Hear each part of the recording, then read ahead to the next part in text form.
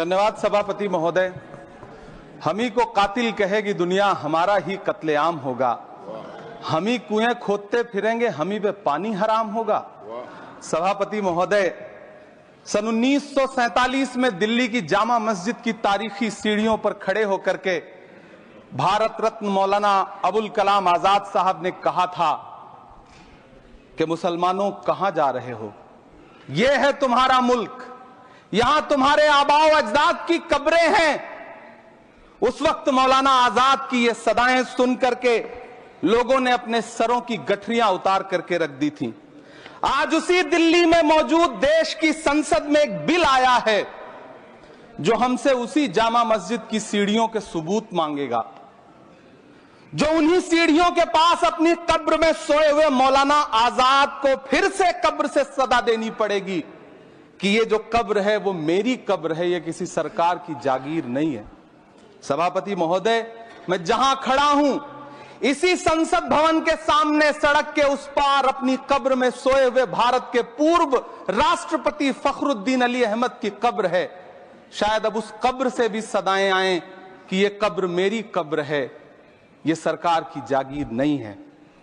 सभापति महोदय, मैं वक्फ कानूनों में किए जा रहे संविधान विरोधी बदलावों के खिलाफ बोलने के लिए खड़ा हुआ हूं। संविधान का आर्टिकल 14 हो, 29 हो, 30 हो, चीख चीख कर कहता है कि देश में सब बराबर के हकदार हैं। आर्टिकल 26 कहता है कि सबको अपने अपने मजहबी कामों के लिए मंदिर, मस्जिद, गिरजाघर, गुरुद्वारों का निर्माण करने का हक है और उसका रखरखाव का भी हक है। लेकिन डॉक्टर बाबा साहब अंबेडकर के संविधान को हर दिन कुचलने वाली ये सरकार देश के मुसलमानों से नफरत में इतनी अंधी हो गई है कि खुलेआम देश की संसद में देश सरकार के माइनॉरिटी मिनिस्टर साहब और होम मिनिस्टर साहब झूठ बोलते हैं और देश को गुमराह करते हैं, झूठ शब्द असत्य बोलते हैं। सरकार ने इस बिल का नाम उम्मीद रखा है।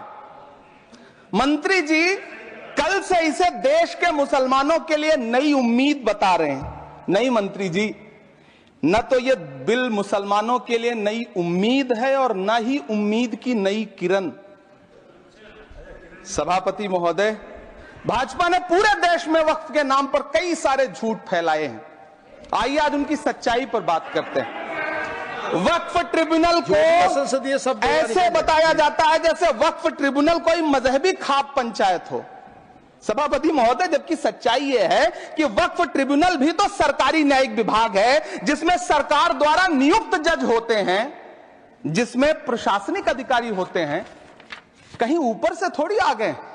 सभापति महोदय, देश के गृह मंत्री जी ने इसी सदन में कहा कि वक्फ ट्रिब्यूनल के फैसले के खिलाफ कोई कोर्ट नहीं जा सकता, जबकि सच यह है कि वक्फ एक्ट 1995 की धारा 83(9) के तहत हाई कोर्ट वक्फ ट्रिब्यूनल के फैसले की न सिर्फ समीक्षा कर सकता है बल्कि उसे बदल भी सकता है। सच तो यह है कि वक्फ बोर्ड खुद अपनी जमीनों के लिए कई सारी कोर्ट में मुकदमे लड़ रहा है। सभापति महोदय, दिल्ली की जिन 123 संपत्तियों को लेकर कल माइनॉरिटी मिनिस्टर, होम मिनिस्टर साहब और अभी आदरणीय नेता सदन बात कर रहे थे, आइए उनकी सच्चाइयों पे भी बात करते हैं। 1911 में जब अंग्रेजी हुकूमत ने कोलकाता के बजाय दिल्ली को राजधानी बनाने का फैसला किया तो रायसीना हिल्स के चारों तरफ जो मुसलमानों की ढेर सारी जमीनें थी उनको एक्वायर किया गया और लुटियन को इसकी तामीर की जिम्मेदारी सौंपी गई। सेंट्रल विस्टा की तरह लुटियन जोन का मेगा प्लान तैयार हुआ, लेकिन उस वक्त के मुसलमानों ने उस वक्त की अंग्रेजी हुकूमत से अपनी इबादत गाहों को बचाने के लिए लड़ाई लड़ी। मामला ब्रिटिश गवर्नमेंट तक पहुंचा। तब यह तय हुआ कि वो जो धार्मिक स्थल हैं उन्हें जस का तस रहने दिया जाएगा। इंडिया गेट के बगल वाली मस्जिद हो, जाप्तागंज, सुनहरी बाग मस्जिद हो, पार्लियामेंट रोड वाली मस्जिद हो, ऐसी 123 संपत्तियों के मैनेजमेंट के लिए 1913 में मुसलमान वक्फ वैलिडेशन एक्ट बना और उसके बाद एक नया शहर बसाया गया जिसे लुटियंस जोन का नाम दिया गया।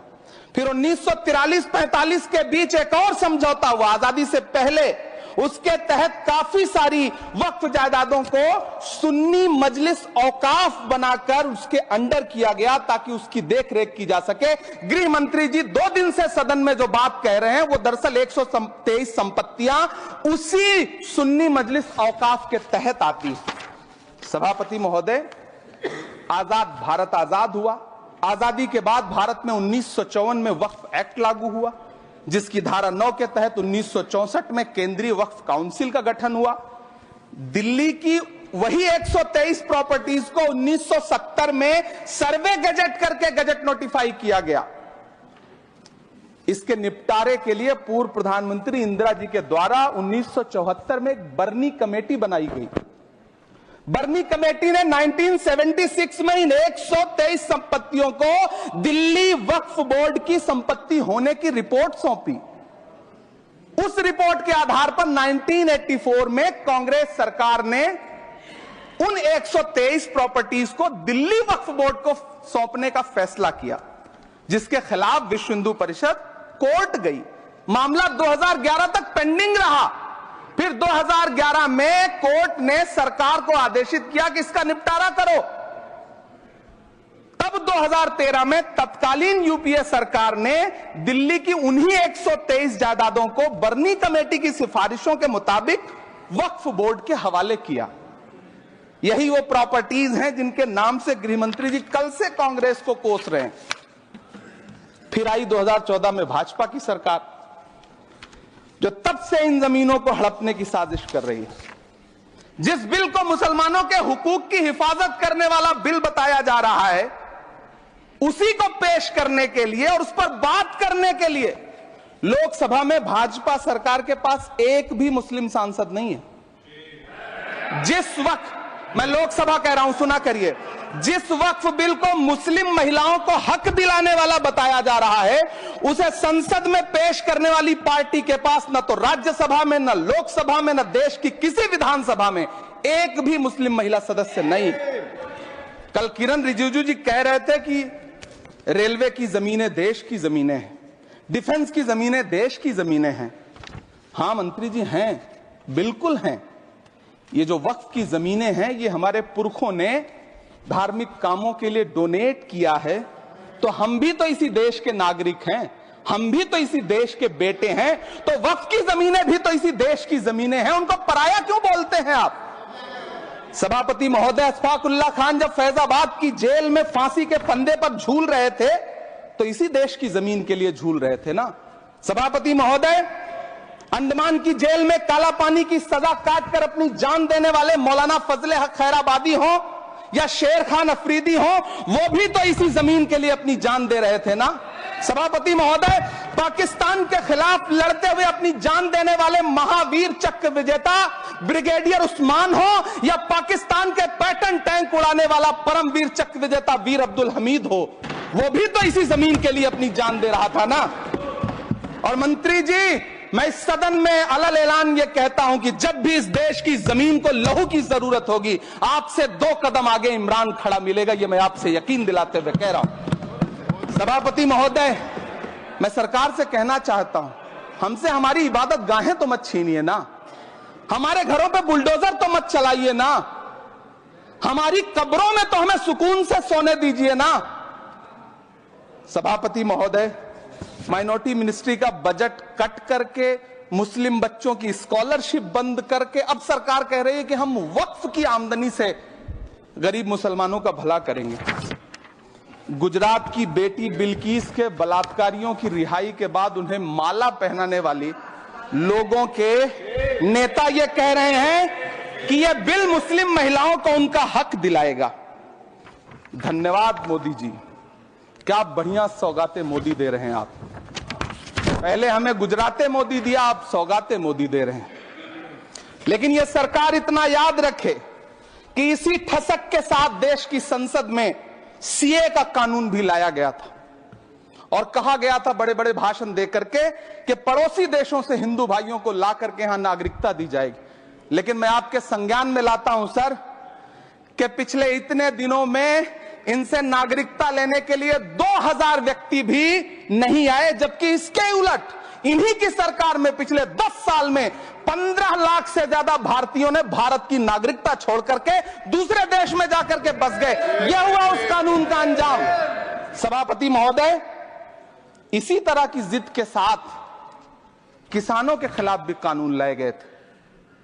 जिस तरह आज वक्फ के फायदे गिनाए जा रहे हैं, उसी तरह से किसानों को भी कृषि कानूनों के फायदे गिनाए गए थे। लेकिन अंजाम क्या हुआ? 700 किसानों की शहादत लेने के बाद सरकार को अन्नदाता किसानों के सामने घुटने टेकने पड़े और कृषि कानून वापस लेने पड़े। जिल्ले इलाही, जमहूरियत जो है वो नफरत और ठसक से नहीं चलती है, अकड़ से नहीं चलती है। उसमें सबकी हिस्सेदारी जरूरी है।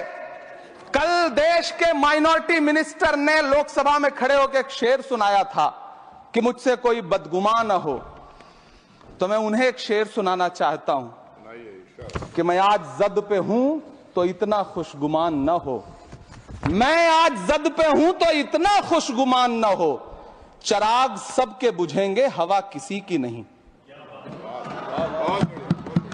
नीतीश कुमार जी हो, चंद्रबाबू नायडू जी हो, चिराग पासवान जी हो, जयंत चौधरी जी हो, देवे गौड़ा जी हो, जीतन राम मांझी जी हो, सबको समझना पड़ेगा कि जब जंगल में आग लगती है तो न वो बरगद बचते हैं जो हवा को आंधी में तब्दील करते हैं, न वो बांस बचते हैं जो आपसी रगड़ से चिंगारी पैदा करते हैं।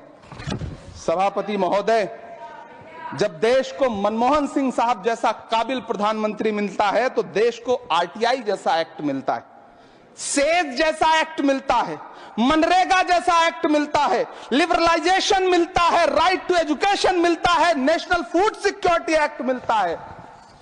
लेकिन जब देश को सौगातें मोदी मिलती है तो क्या मिलता है? सीए मिलता है, फॉर्म्स लॉ मिलता है, आर्टिकल 370 मिलता है, इलेक्टोरल बॉन्ड जैसा एक्ट मिलता है और वक्फ अमेंडमेंट एक्ट जैसे बिल देश को मिलते हैं। मुझे तो अपने हमवतन भाइयों से पूछना है कि आपको अपने बच्चों की तरक्की, खुशहाली और नौकरी की दरकार है या फिर मुसलमानों की दान की गई जमीनों को लूटकर धन्ना सेठों को देने की साजिश करने वाले कानून की?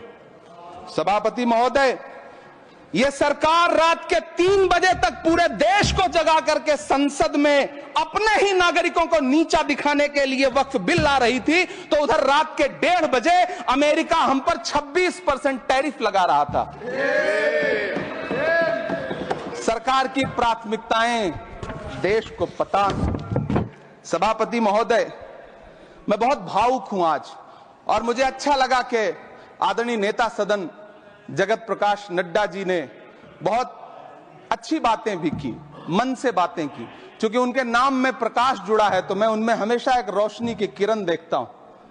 मैं उनके सामने बहुत अदब से यह बात कहना चाहता हूं कि चरागों के सफर में दबदबा हो आंधियों का तो फिर अंजाम जुल्मत के सिवा कुछ भी नहीं होगा। यह दुनिया नफरतों के आखिरी स्टेज पर है, इलाज इसका मोहब्बत के सिवा कुछ भी नहीं होगा। मैं भावुक हूं, मेरी पलकें गीली हैं। अगर देश की एक बहुत बड़ी आबादी को लगता है कि आप उसका भला करने के लिए नहीं बल्कि उनकी इबादतगाहों, उनकी कब्रिस्तानों, उनकी खानकाहों को बर्बाद करने का बिल ला रहे हैं, तो फिर आप अगर समझाने में नाकामयाब रहे हैं तो यह आपकी नाकामयाबी है। पहले समझाइए, उसके बाद कोई बिल लेकर के आइए, तब शायद हम आपका इतनी पुरजोर तरीके से विरोध ना करें। लेकिन सभापति महोदय, मैं अंत में सिर्फ इतना कहना चाहता हूं कि इस बिल में जो भी पॉइंट्स दिए गए हैं, बॉम्सी पोर्टल देख लीजिए, सरकार का झूठ आपको पकड़ में आ जाएगा। हम डरे नहीं हैं, हम सिर्फ सरकार से अपील कर रहे हैं कि हमें अपना समझिए। हम आपके अपने हैं, इस देश के नागरिक हैं, और आप ताकत में हैं। संख्या बल के आधार पर बिल हो सकता है आप पास करा ले, लेकिन आपको यह बात समझनी पड़ेगी कि हम तो वो तारीख हैं, जहनों में रहना है जिसे, कागजी पुर्जे नहीं जो फाड़ डाले जाएंगे। जिस जमीन पर मैं खड़ा हूं ये मेरी पहचान है। आप आंधी हैं तो क्या मुझको उड़ा ले जाएंगे? आपको यह बात समझनी पड़ेगी। आपको अगर इतना विपक्ष की तरफ से पहले जेपीसी में इतने सारे पॉइंट्स आए और उसके बाद कल से लोकसभा में और राज्यसभा में सुझाव आप सुनने को तैयार नहीं है, लोगों की शंका को दूर करने के बारे में आप बिल्कुल सोच नहीं रहे, बस आप कह रहे हैं यह बिल उम्मीद की नई किरण है। नहीं साहब, इसे भले किरण जी लेके आए हैं, लेकिन ये उम्मीद की नहीं बल्कि नाउम्मीदी की किरण है। और इस देश की एक बहुत बड़ी आबादी इस बात से खदशे में है, शक में है कि आप सीधे उनकी जमीनों को लूट करके धन्ना सेठों को बेचना चाहते हैं। मेरी अब भी आपसे अपील है कि इस बिल को वापस लीजिए। यह बिल कहीं से आपके अपने नागरिकों के लिए अच्छा नहीं है। यह बिल सिर्फ इस देश के मुसलमानों को नीचा दिखाने का और अपने एक ऐसे मतदाता वर्ग को खुश करने का बिल है जिनको इस बिल के पास हो जाने से कुछ मिलेगा भी नहीं। लेकिन आप एक नैरेटिव देना चाहते हैं, एक मैसेज देना चाहते हैं। मेरी आपसे अपील है कि कृपया ये जो सबका साथ सबका विकास का नारा है, इस नारे को रत्ती भर तो चरित्रार्थ कर दीजिए। बहुत बहुत धन्यवाद।